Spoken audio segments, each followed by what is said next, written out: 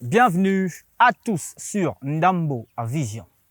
Le football gabonais traverse la pire crise de son histoire.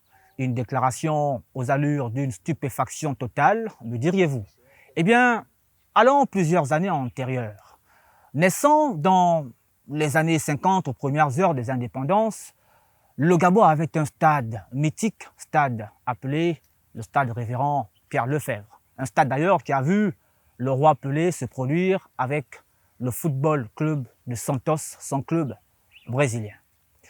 Puis, naissant dans les années 70 à 80 avec l'ère du boom pétrolier et l'implication des entreprises dans le football gabonais avait effectivement un championnat de référence.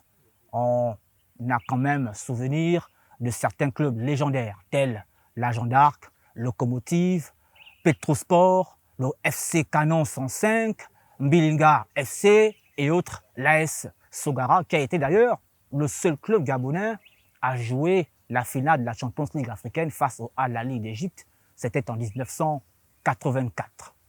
En 1990, disons que la route tenait encore.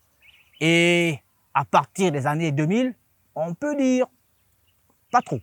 Même si il y avait un club appelé Téléstar avec son capitaine emblématique, un certain Théodore Zuengema.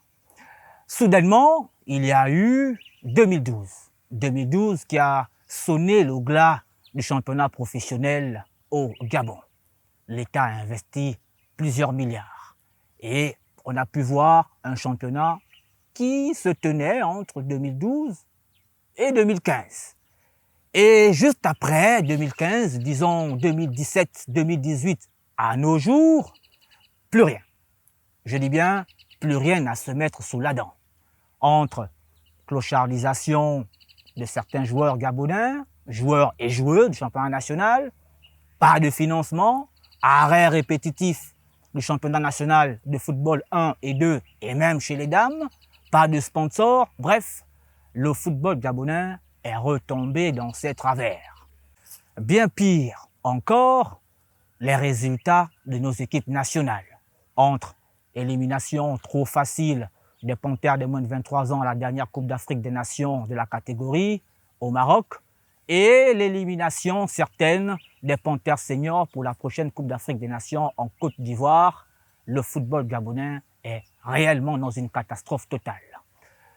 Il appartient finalement à nous, éditorialistes, de prêter la brèche au comité de transition et de restauration que l'on n'a pas souvent très entendu dans des questions de football gabonais, de se pencher réellement sur la question.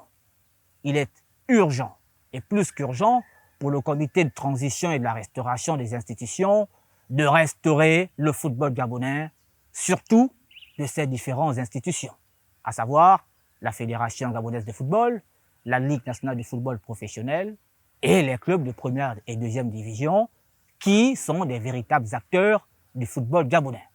Une discussion s'impose entre le CTRI et tous les acteurs du football gabonais afin de panser les blessures qui endommagent depuis un certain temps le football gabonais et retrouver les lettres de noblesse afin de renouer avec un passé tant glorieux, passé, je l'espère, émaillé par l'équipe nationale appelée Azingo National. On espère que cet éditorial frappe à la bonne porte et trouve enfin des résultats pour sauver le football gabonais. Pour l'heure, bonsoir chez vous.